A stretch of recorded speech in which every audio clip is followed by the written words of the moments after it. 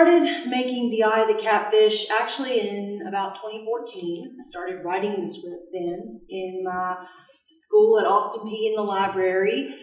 Went through a lot of life experiences and started the film writing process for me. It actually started as a play because I was in playwriting at the time. And then as I grew, I knew I wanted to be in filmmaking more. I love theater, but I wanted to transition that. I made a short film in 2018, actually called Found at the Steps. I got selected and nominated at the International Christian Film Festival for Best Short Film. And that experience inspired me to finish Catfish.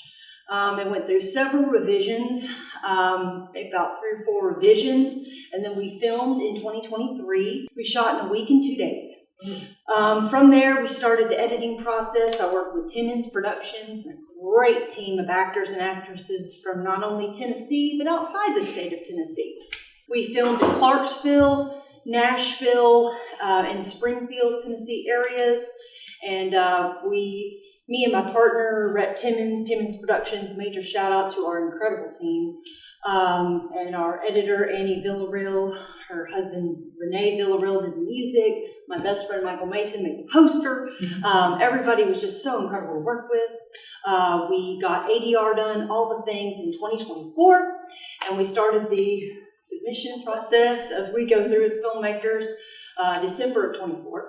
Film Endowment was wonderful and helped us with our first showing of The Eye of the Catfish.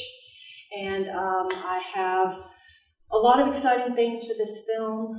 Ready, Set, Go Films is excited to help me with distribution for the future, as well as I'm still submitting to film festivals. Guys, I'm just ready to get it out to the world and provide filmmakers and creatives an opportunity to work together, community, and provide opportunity for them. And I've already written my next film. It's coming down the road in a few more years. And I love this world. This is what I love doing. I love telling stories, and I want to do more of it. Hope we actually shot as a short film in 2018. And we're like, it was good, but there's so much more that needed to be told in the story. So I called up my best friend, who is a phenomenal writer, and who was in the short film. I was like, hey, let's turn this into a feature. She's like, I've never written a script. Like, sure, let's do this. And she wrote, I could go on about her forever, but she wrote an amazing script. And actually, her uncle, in the process of writing, her uncle passed from cancer, so then she was able to bring in a lot of that into the story. We filmed for 10 days.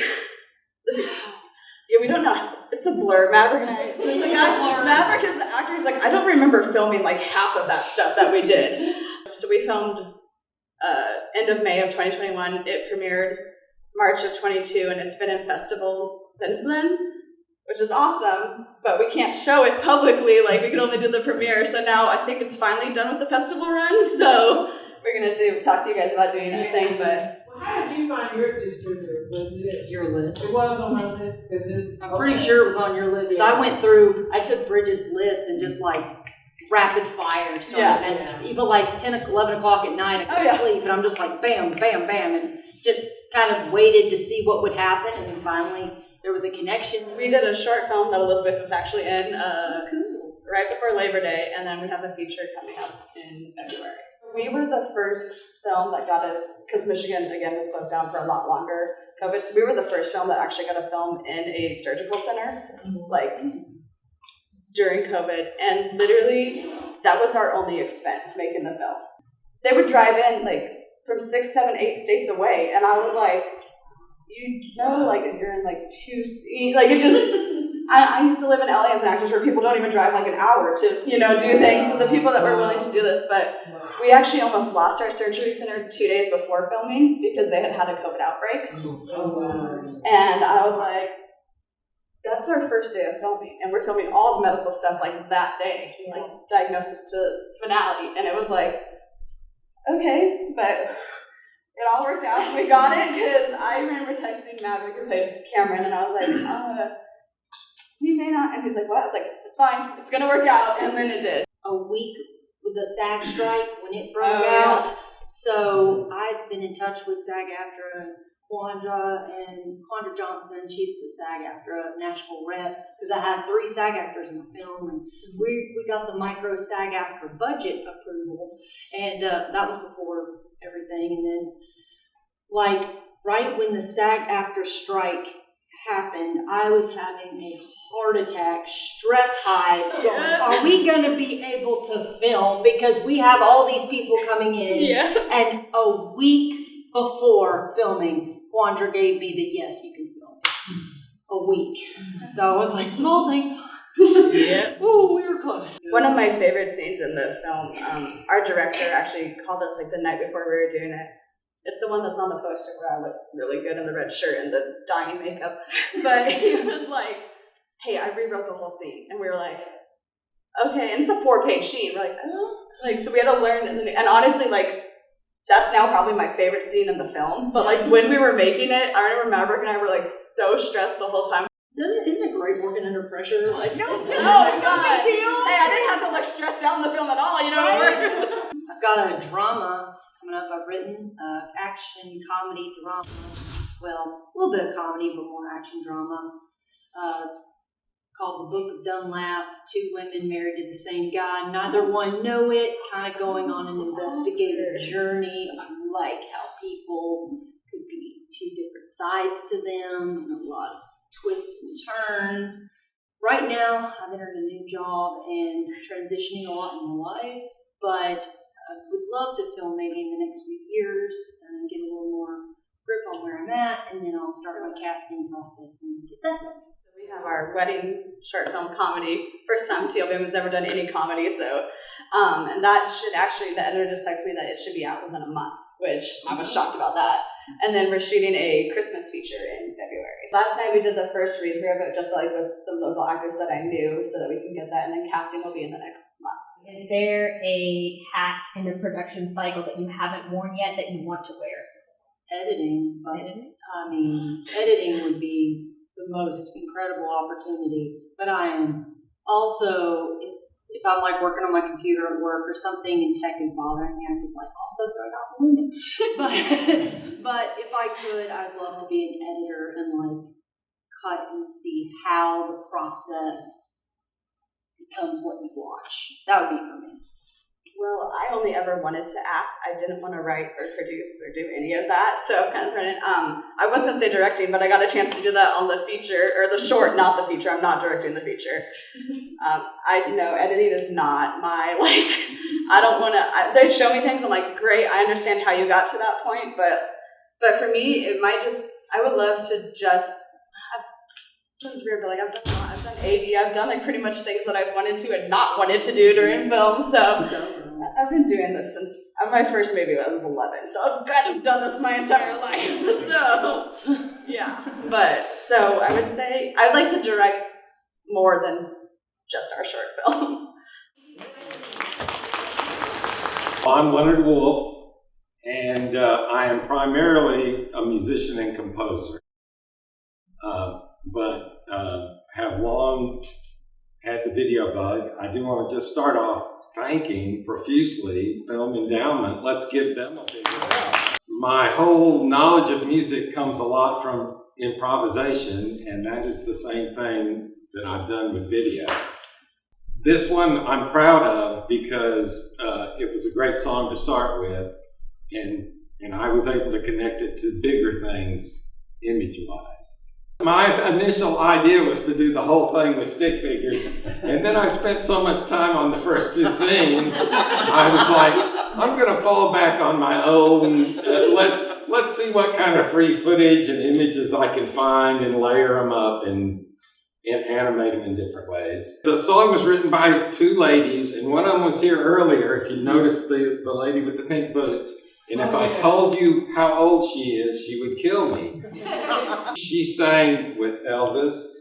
She sang on a lot of records for Phil Ramone.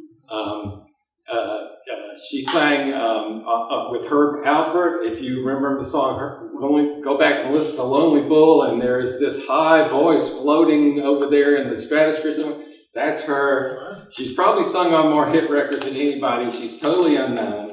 if someone wants to help me do a documentary on her, Elvis in a session got down on his knees and serenaded her. I mean, she is and she still sings great. In life, when you hear that real high part, that is her.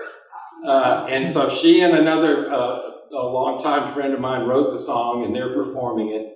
And the three of us, we sort of have a group that we call Metonymous. And I've got 3 or 4 Metonymous videos too. Oh, her name is Ricky Page, and the other singer, the lead singer, is Cece Couch. I am relatively new to filmmaking because it wasn't until 4 years ago that I started thinking about even screenwriting, and that's how I got started. I am a lawyer.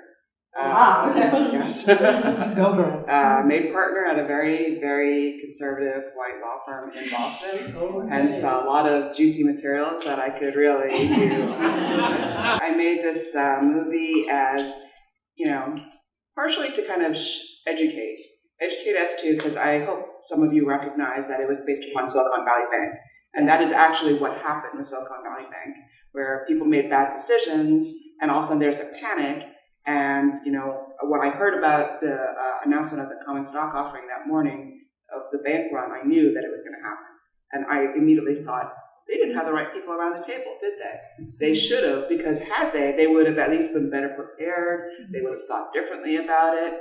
And very many times in my career, I was the only woman, the only Asian, the only diverse person in the room, and wants to be heard.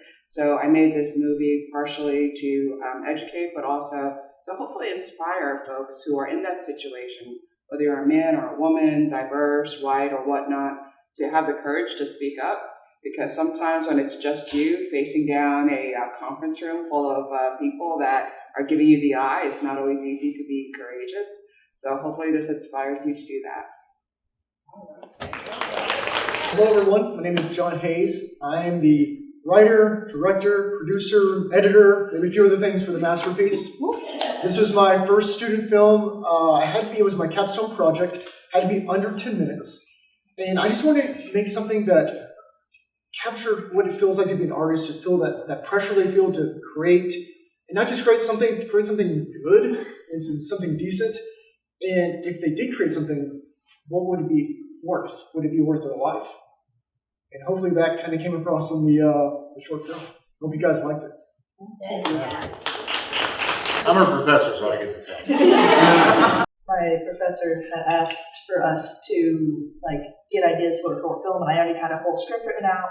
But then suddenly I had an idea of, a mockumentary about ghosts. That sounds really funny, and the whole class loved it. So I then had to write a whole script about a mockumentary about ghosts. So I was really scared because that was my first comedy that I've ever written, and I think it turned out pretty good. So I'm happy about it. It was great. I'm David Smith. I'm the program director for Film Career Technology at the Franklin campus for Columbia State. We are a workforce development program that kind of like, how do I get hired without experience, but how do I get experience if you don't hire me? Well, we provide that experience, and this is just one example. Drive-In Reverie is another example from last year.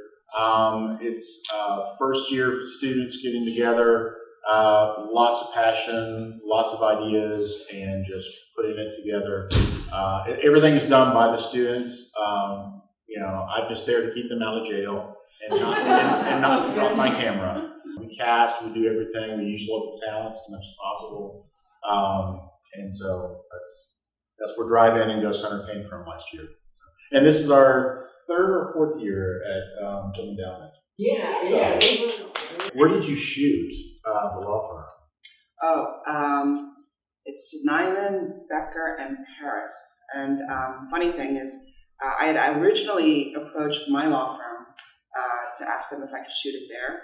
And they waited, and it seemed like it was going to be a yes. And then literally about 2.5 weeks before we were supposed to begin shooting, I got a big no from the managing partner. I was really upset and literally called everyone I know, and I'm like, hey, and you got a law firm that they can let us shoot it? And they coughed up this amazing law firm. And it's a shame you can't really see the scene, because literally if you went to the back of the law firm, it's nothing but a view of Boston Harbor and the airport. It's gorgeous. But because of the challenges of that bright light and everything like that, we couldn't shoot there. But yeah, we were very, very Did you change law firms? Yes, that law firm, 7 years of hell, but I did manage to leave with a title partner.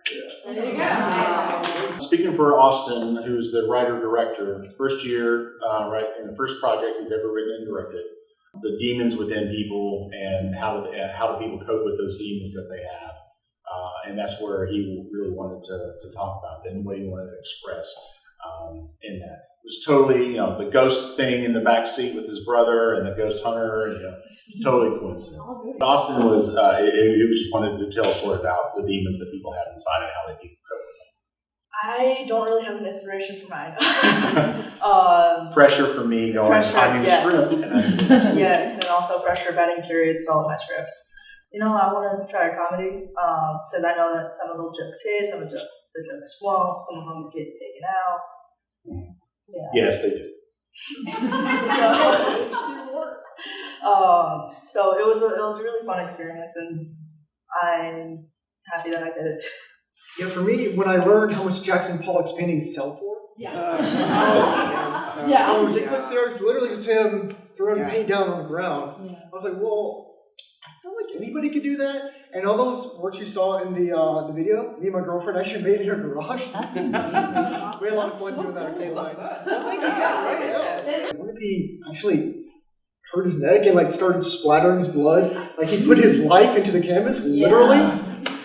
Yeah, and I thought that was, I'm kind of making fun of modern art too a little bit, at the very end where they're auctioning it off for $1.2 million. And so what his life was worth, so yeah. That line that I think most of you laughed at about the I love K-pop, that did not exist when I was back at my law firm days. When I started at my law firm, just for context, everyone would come up to me and say, I really love sushi. I'm Korean, sushi is Japanese, But the thing is, I was actually grateful because some people were scared to talk to me. I mean, imagine showing up at a law firm thinking like you finally made it, and then some of the older partners just did not want to even look at me or talk to me. So to be grateful that someone was like, I love sushi. Sure, let's go for sushi. I think I gained like 10 pounds on just sushi alone my first year at the law firm. So. And my inspiration was the song, which I produced. So that was easy. I can't remember if the songwriters were really hot to do that song. In my memory, I think they wanted to do a different song. And I was going, no, this one has got the biggest palette that can be worked with visually.